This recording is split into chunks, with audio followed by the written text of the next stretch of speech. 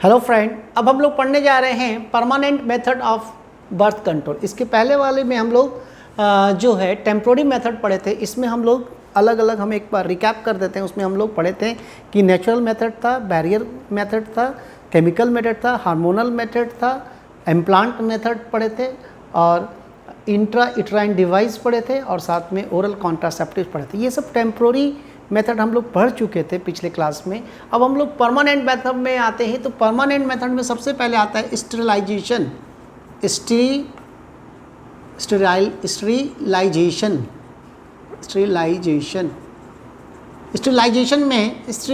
Sterilisation में हम लोग पढ़ते हैं, उसमें जो होते हैं स्टेरिलाइजेशन मेथड होते हैं जिसमें स्टेरिलाइज किया जाता है। इसमें ये मेल और फीमेल में तो ये दो भाग में होते हैं। इसको हम लोग करते हैं। एक होता है, पहला है वैसेक्टोमी, वैसेक्टोमी और दूसरा है ट्यूबेक्टोमी। नाम से ही पता चल रहा है। तो एक में वैस डिफरेंस को कट किया जाता है, तो वैस डिफरेंस को कट किया, टाइड ऑफ, ठीक है। तो ये इसमें जो वैसेक्टोमी जो है, ये वैसेक्टोमी में वास डिफरेंस कट और टाइड ऑफ, ठीक है। अब ये जो आपके है, दूसरा में क्या करते हैं, ट्यूबेक्टोमी। अब ये ट्यूबेक्टोमी में क्या करते हैं, इसमें फैलोपियन ट्यूब क्या करते हैं, फैलोपियन, नाम आपको पता, फैलोपियन ट्यूब कट और टाइड ऑफ। तो ये जो है, तो ये वास्ट डिफरेंस आपको, जैसे ये वास्ट डिफरेंस आपको, ये जैसे आपके आप देख रहे हो, ये आपके, अब यहाँ से आपके ये इस तरह से यहाँ से वास्ट डिफरेंस निकल रहा है, आपको पता है। ये वास्ट डिफरेंस जो है आपके, ये जो वास्ट डिफरेंस जो आपके ये है, यहाँ से यूट्रस, ये इरेथ्रा है।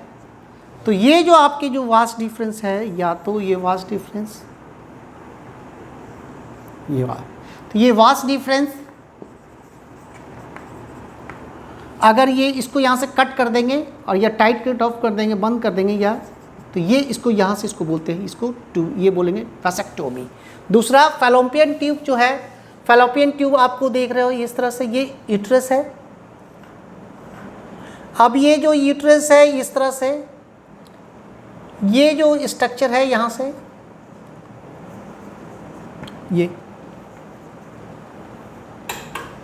ये जो स्ट्रक्चर है, ये जो यहाँ से बना। अगर ये स्ट्रक्चर को हम लोग यहाँ पे क्या करेंगे, अगर ये स्ट्रक्चर को हम लोग बांध दिए, ठीक है, ये स्ट्रक्चर को अगर बांध दिए, ठीक है, तो ये स्ट्रक्चर जो बांध दिए, तो ये क्या हो गया, ये ट्यूबेक्टोमी, या कट कर दिए तो ये ट्यूबेक्टोमी, और ये जो स्ट्रक्चर को हम लोग बांध दिए तो ये क्या है, वैसेक्टोमी। तो आप लोग समझ गए ट्यूबेक्टोमी एंड वैसेक्टोमी, तो दो हो गया। तो ये चीज़ है। तो ये फैलोपियन ट्यूब को ब्लॉक करते हैं, बांधते हैं, या कट कर देते हैं, या इसमें वैस डिफरेंस। तो ये दो स्टेरिलाइजेशन प्रोसेस है, इसमें भी गवर्नमेंट का था। दूसरा है, सबसे जो आता है जिसका नाम होता है एमटीपी।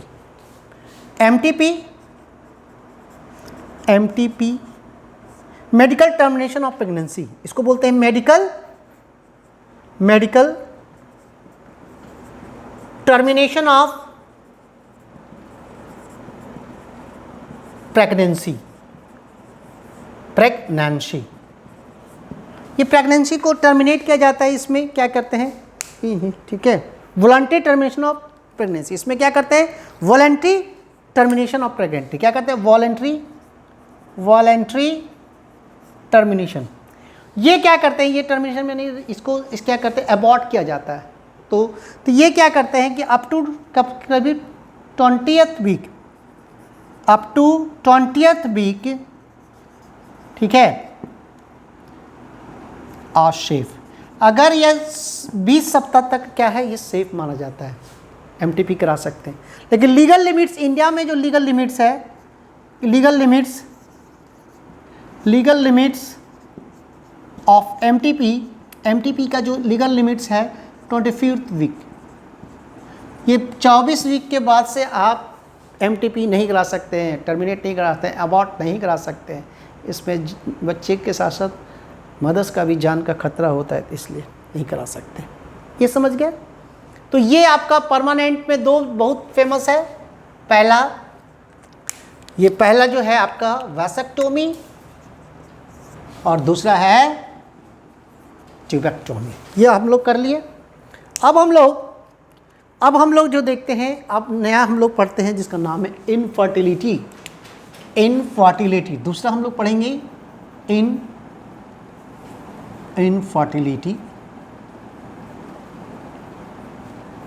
इनफर्टिलिटी।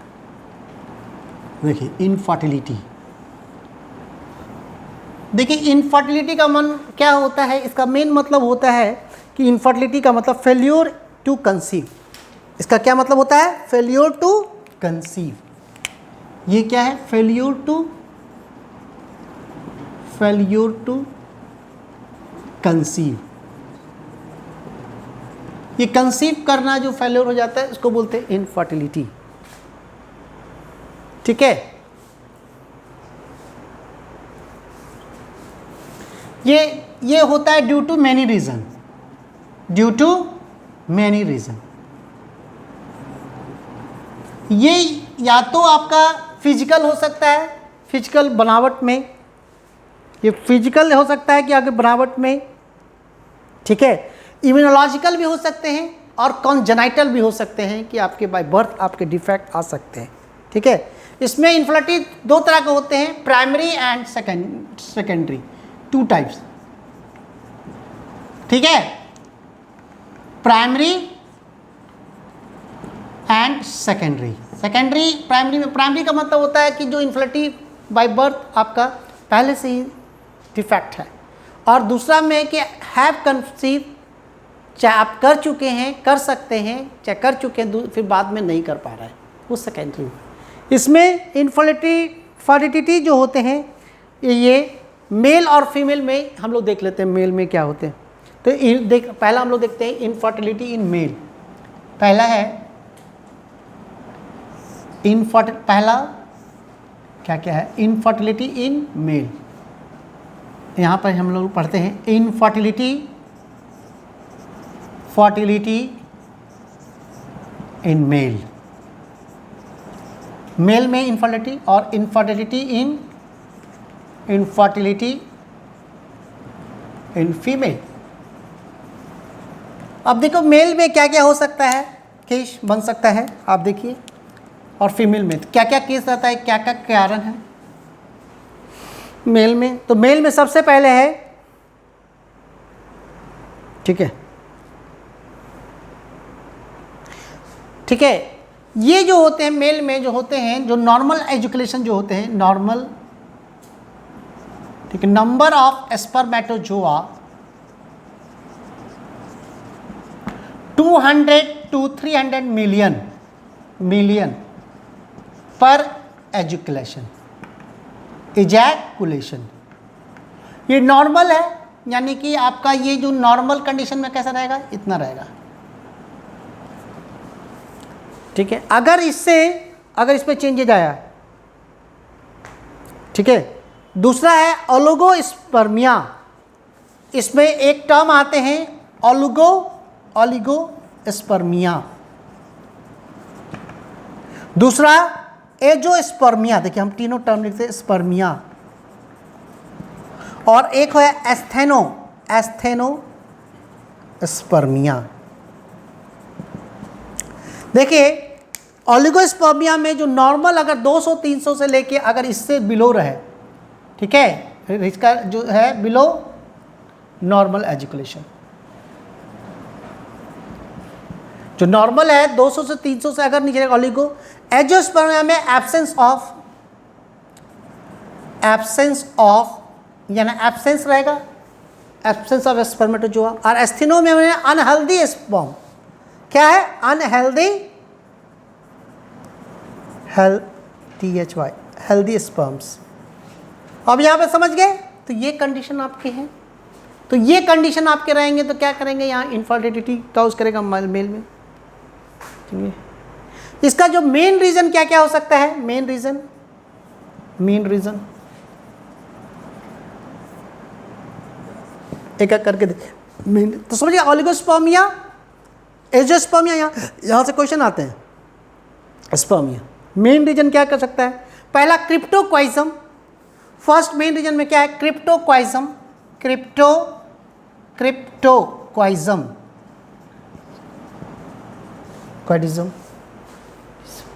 क्रिप्टोक्वाइडिज्म। ठीक है, क्रिप्टोक्वाइडिज्म में क्या करते हैं कि टेस्टिस डिसेंड नहीं हो पाता है स्क्रोटल सेक्स में। ठीक है, तो स्क्रोटल सेक्स में नहीं होते तो उसको वो भी कारण से क्या है कि टेस्टिस तो स्पर्मेटोजोआ कहाँ बनेगा? स्क्रोटम में ही बनता है। दूसरा ब्लॉक वास डिफरेंस, सेकंड क्या है? Block vas deferens.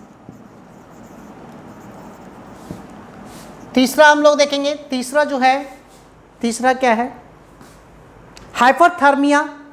हाइपरथर्मिया, अगर स्क्रोटम में हाइपरथर्मिया, अगर जब स्क्रोटम का टेम्परेचर 2 से 3 डिग्री तक कम रहता है, अगर वो टेम्परेचर कम जाएगा, ज़्यादा रहेगा तो नहीं होगा, बन पाएगा, स्पर्मेटोजेनेसिस नहीं होगा। ठीक है, एसटीडी डिजीज। ठीक है, फोर्थ में एसटीडी डिजीज। कुछ जेनेटिक डिजीज होते हैं, अगर उसमें कुछ है तो उसमें भी होते हैं कुछ एसटीडी डिजीज। ठीक है, क्लाइमाइडियोसिस, एसटीडी डिजीज में कौन सा डिजीज होता है? क्लाइमाइडियोसिस। नेक्स्ट है gonadotropin deficiency, gonadotropin deficiency, deficiency. Gonadotropin में एफएसएच एलएच हार्मोन की कमी रहता है तो उससे भी क्या स्पर्मेटोजेनेसिस नहीं होने देगा। कुछ सिंड्रोमिक कंडीशन होता है, क्लीनीफेल्टर सिंड्रोम, क्लीनीफेल्टर सिंड्रोम। एक सिंड्रोम होते हैं जिसमें XXY एक्स क्रोमोसोम एक्स्ट्रा हो जाते हैं, उसके कारण से क्या होते हैं? सेक्सुअल डिफॉर्मिटीज़ ज़्यादा हो जाता है। अल्कोहलिज्म और भी आते हैं, अल्कोहलिज्म होते हैं, एंटी डिप्रेशन केस में भी क्या होते हैं? स्पर्म का नहीं बन पाता है। अब हम लोग देखते हैं फीमेल में, यहाँ पे इतना याद रखना आप लोग। अब फीमेल के केस में देख लेते हैं हम लोग, फीमेल के केस में क्या बनता है।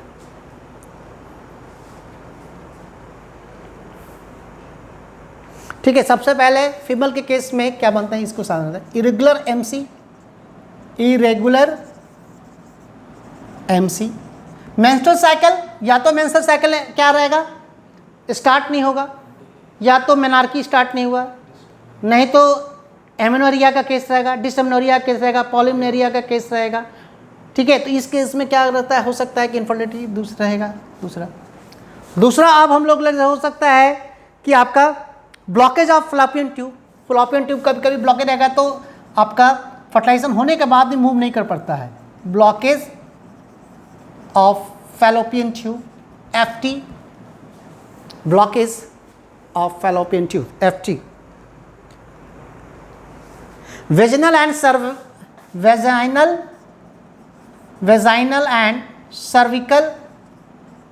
सर्वाइकल इन्फेक्शन, कहीं कहीं वेजाइनल एंड सर्वाइकल इन्फेक्शन के कारण भी क्या होते हैं? वहाँ पर भी नहीं हो पाते हैं वेजाइना में। नेक्स्ट है नॉन कैनालाइजेशन, नॉन कैनालाइजेशन ऑफ यूट्रस। तो यूट्रस का कहीं कहीं क्या करते हैं कि आपका कंसीव नहीं हो पाता है। नॉन कैनालाइजेशन ऑफ यूट्रस का जो इस ट्रायंगुलर शेप में जो होते हैं उस तरह से नहीं होने के कारण भी वहाँ पे हो जाता है। तो ये आपका जो इनफर्टिलिटी आपको हम लोग बताए। ठीक है, उसके बाद हमारा ये आता है, तो ये इनफर्टिलिटी केस। अब इसको फर्टिलिटी कराने के लिए क्या क्या होते हैं? अब इनफर्टिलिटी है, ये कारण है, हो सकता है कि सबको कारण को दूर करने के लिए हम लोग क्या करते हैं? फर्टिलिटी कराने, तो उसमें हम लोग एक टेक्नोलॉजी आते हैं, असिस्टेड रिप्रोडक्टिव टेक्नोलॉजी, उसको बोलते हैं। यहाँ पे पढ़िए, असिस्टेड रिप्रोडक्टिव टेक्नोलॉजी। कौन सा है? असिस्टेड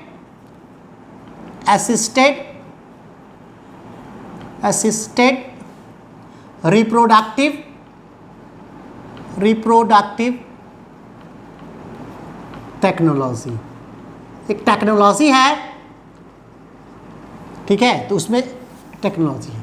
इसमें सबसे पहले जो हम लोग हैं, जो इसमें सबसे पहले मान लो कि कोई फीमेल कंसीव नहीं कर रहा है, सबसे पहले इसमें आते हैं जिसका नाम होता है सबसे पहले टेस्ट ट्यूब बेबी। ठीक है, सबसे पहला नाम है टेस्ट ट्यूब बेबी। अब ये टेस्ट ट्यूब बेबी आप लोग सब है बेबी, तो ये टेस्ट ट्यूब बेबी, जो टेस्ट ट्यूब में तैयार किया गया बेबी, तो इसमें टेस्ट ट्यूब में क्या करते हैं कि फर्टिलाइजेशन कहाँ होते हैं, occurs in test tube.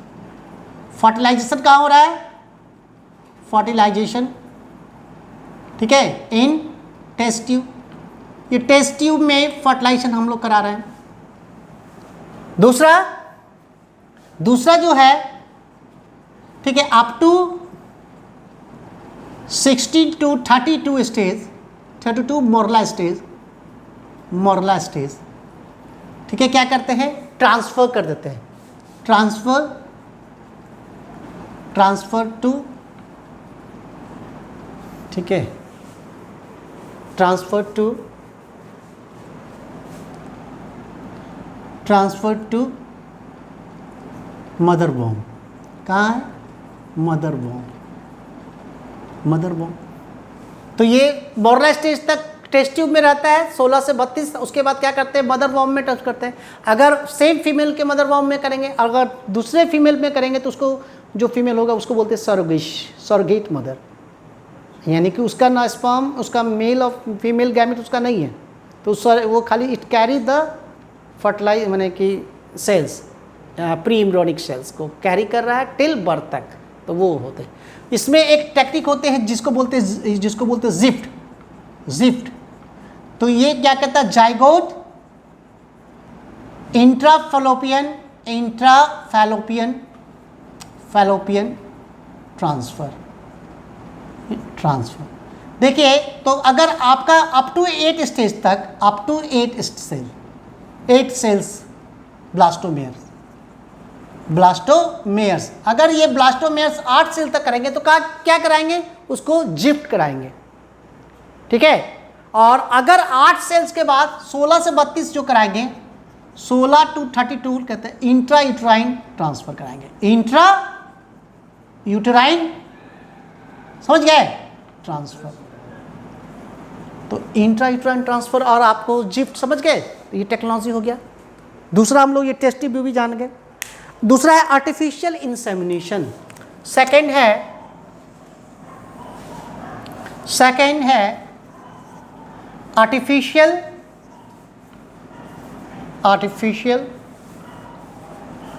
Insemination.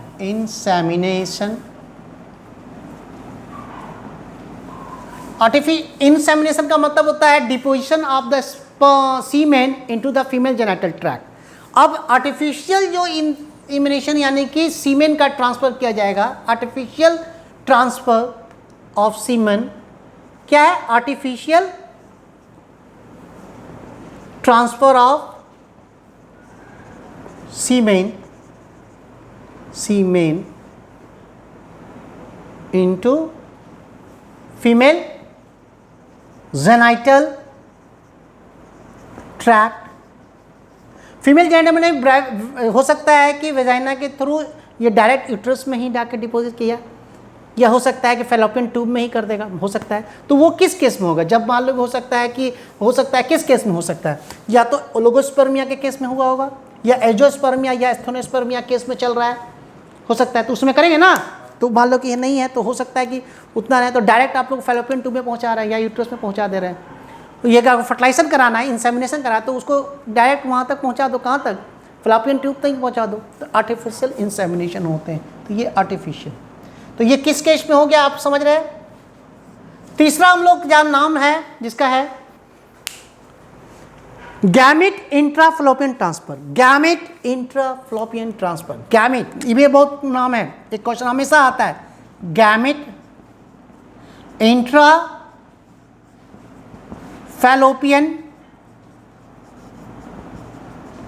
Transfer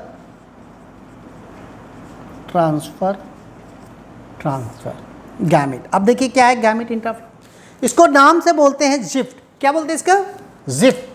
इसका नाम है गिफ्ट बोलते हैं। जैसे जिफ्ट यहाँ था, जिफ्ट, और ये इसको गिफ्ट बोलते हैं, गैमेट इंट्राफैलोपियन ट्रांसफर। इसमें क्या करते हैं कि फ्लैपियन ट्यूब में क्या करते हैं हम लोग, ठीक है, गैमेट्स, ठीक है, gametes direct inserted into fallopian tube, ठीक है। तो फैलोपियन ट्यूब में आपके फैलोपियन ट्यूब के direct inserted into fallopian tube, fallopian tube में, और फैलोपियन ट्यूब में गैमेट होता है फॉर्म। यहाँ पे क्या है देखिए, आर्टियल ये भी एक फीमेल गैमेट ही जा रहा है, लेकिन ये जेनाइटल मार्ग से जा रहा है। कैसे जा रहा है? जेनाइटल मार्ग से जा रहा है, उसमें सीमेन के थ्रू जा रहा है, डायरेक्ट डिपॉजिट कर देते हैं। इंसेमिनेशन का मतलब सीमेन डिपॉजिट कर रहा है, इसमें सिर्फ गैमेट डिपॉजिट कर रहा है, दैट इज द डिफरेंस। समझ रहे हैं ना? तो जिफ्ट और गिफ्ट याद रखिएगा, जिफ्ट एंड गिफ्ट। अब दूसरा है, नेक्स्ट है इंट्रासाइटोप्लाज्मिक स्पर्म इंजेक्शन। नेक्स्ट है इंट्रासाइटोप्लाज्मिक स्पर्म इंजेक्शन। देखिए स्पर्म इंजेक्शन, अब ये इंट्रासाइटो IS, इसको बोलते हैं ICSI इंजेक्शन इंट्रा। इसमें क्या करते हैं, जैसे मान लो ये एग है, ठीक है ना, अब ये एग मेम्ब्रेन एग है, ठीक है। अब ये एक निडल के थ्रू हम लोग क्या कर रहे हैं, ये निडल के थ्रू क्या करते हैं, यहाँ पे स्पर्म को, मेल गैमेट्स को ट्रांसफर कर दें। तो इंट्रासाइटोप्लाज्मिक, ये एक का साइटोप्लाज्म है ना, साइटोप्लाज्म, और इसमें इंसर्ट कर दिया, या मान लो इसका निकले, इसमें स्पर्म को इंजेक्ट किया, स्पर्म इंजेक्टेड, तो इंट्रासाइटोप्लाज्मिक स्पर्म इंजेक्टेड। तो ये आपका, ये एक तरह का माइक्रोनिडल्स होते हैं। क्या बोलते हैं इसको? माइक्रोनिडल्स। तो माइक्रोनिडल्स होते हैं, माइक्रोनिडल्स, इसको माइक्रोपैपेड बोलते हैं। तो एक साइटोप्लाज्म में इंसर्ट किया जाता है, तो इंट्रासाइटोप्लाज्म। एक टेक्निक ये भी जान गए। एक आता है टेस्टिकुलर स्पर्म एक्सट्रैक्शन, टेस्टिकुलर, एक टेक्निक है टेस्टिकुलर स्पर्म एक्सट्रैक्शन।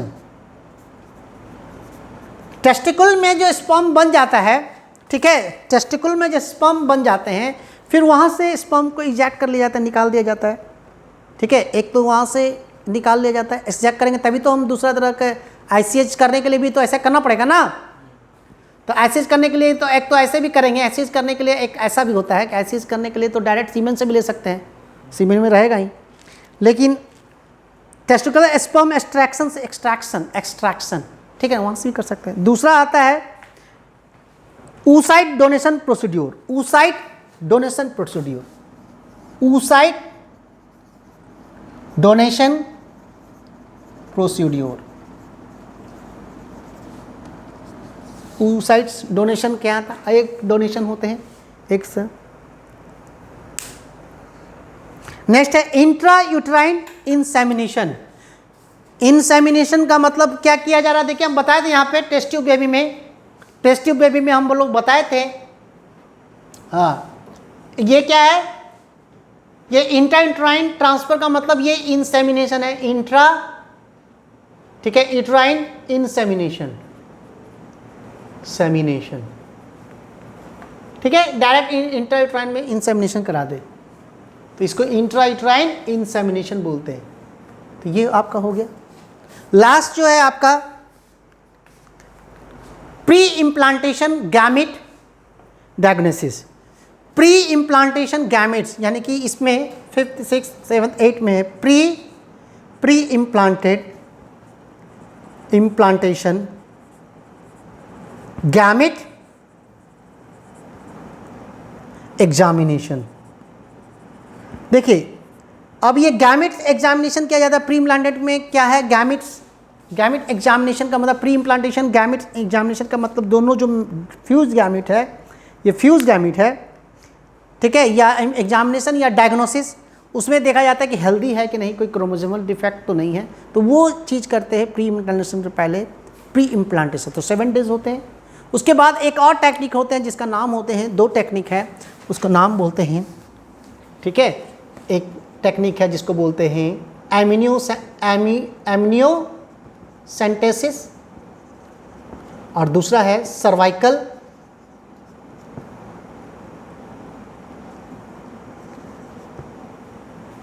ठीक है सर। हाँ, क्रोनिक विलाई सैंपलिंग, क्रोनिक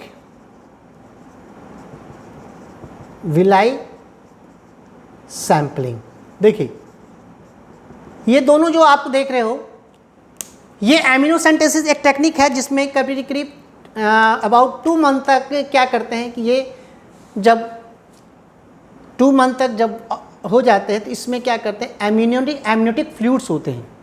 जो एमनियोटिक फ्लूइड्स रहता है जहाँ पे एम्ब्रियो फ्लोट करते रहता है, तो वहाँ से क्या करते हैं, एमनियोटिक फ्लूइड्स को विड्रॉ करते हैं।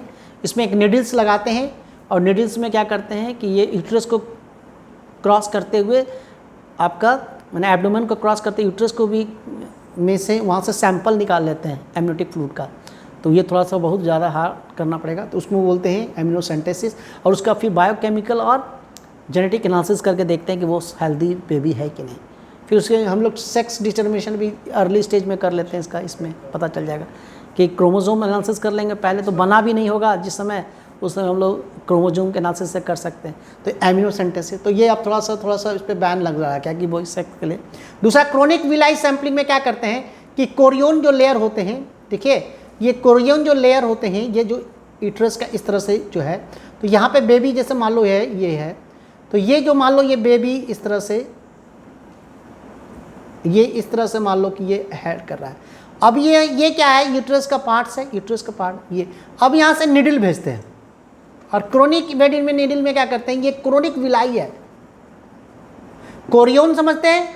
और कोरियन विलाई जो प्लासेंटा बनाता है, तो शुरुआत में इसके विलाई के कुछ सेल्स को निकाल लेते हैं, withdraw the chronic villi cells. और वहाँ पे हम लोग फिर क्रोनिक विलाई सेल्स को निकाल के और उसका सैम्पलिंग करके फिर हम लोग देखते हैं क्रोमोसोमल एनालिसिस या जेनेटिक बायोकेमिकल एनालिसिस करके। तो ये ज़्यादा सेफ है। ये वेजाइना मार्क्स के थ्रू से भेजा जाता है, वेजाइना, सर्विक्स, फिर यूट्रस से करके क्रोनिक रीजन में जहाँ पे है यहाँ से जाते। तो ये दीज आर द, ये टेक्निक है, ये टेक्निक से हम लोग, ये टेक्निक है और ये टेक्निक से हम लोग क्या है, इस टेक्निक के थ्रू हम लोग सब जानते हैं। ऐसा यही टेक्निक है, पूरी टेक्निक हम लोग बढ़े, ठीक है, यही तक हम लोग रखते हैं आपके। तो आप यहाँ से हमेशा रहिएगा। तो यहाँ से आपके क्वेश्चन ज़्यादा वैसेक्टोमी, ट्यूबेक्टोमी से क्वेश्चन रहेंगे। MTP 24th वीक तक लीगल लिमिट्स है, यहाँ से क्वेश्चन रहेंगे। आपके टेस्ट ट्यूब बेबी में क्या करते हैं, जिफ्ट क्या होते हैं, इंट्राइन इंसेमिनेशन कब होते हैं, आर्टिफिशियल इंसेमिनेशन में क्या करते हैं, गैमेट इंट्रा फैलोपियन ट्रांसफर होते हैं। उसके बाद बहुत सारे pre implantation technique, एमिनोसेंटेसिस, chronic villi sampling, यहाँ से क्वेश्चंस आपके आएंगे। तो यहाँ पे अलर्ट रहने का है यहाँ पे, ठीक है, यही तक रखते हैं। Thank you.